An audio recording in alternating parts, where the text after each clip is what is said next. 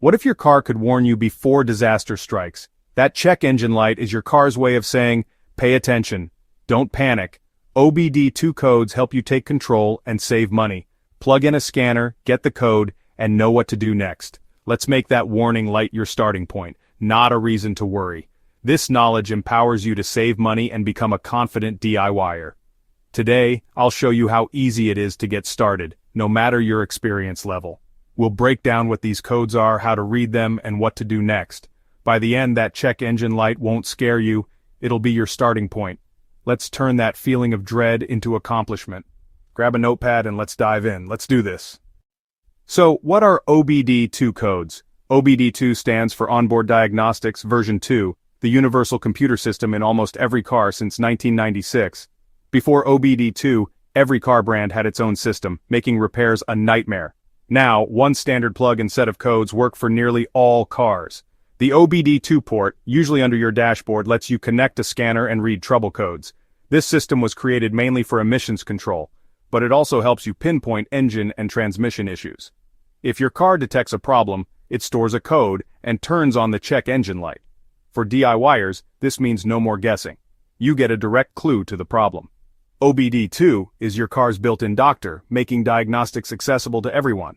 All you need is a scanner and a little know-how. Got your scanner plugged in? You'll see a code like P0300. It looks confusing, but it's actually simple once you know the structure.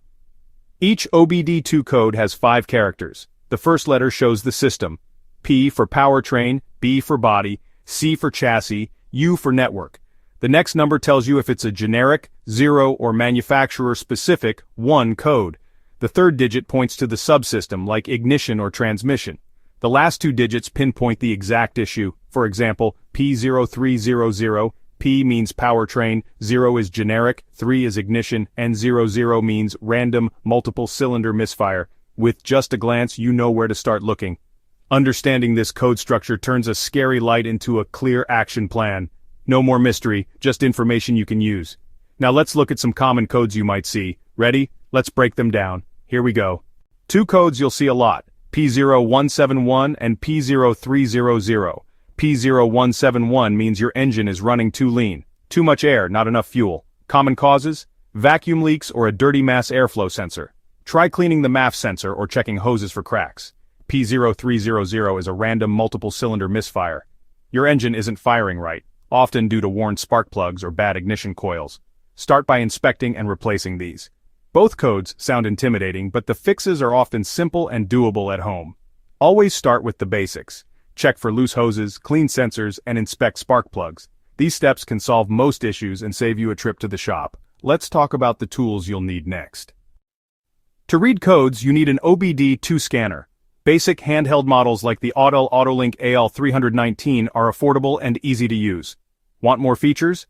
Try a Bluetooth OBD2 adapter and use apps like Torque or Car Scanner on your phone for live data and advanced diagnostics.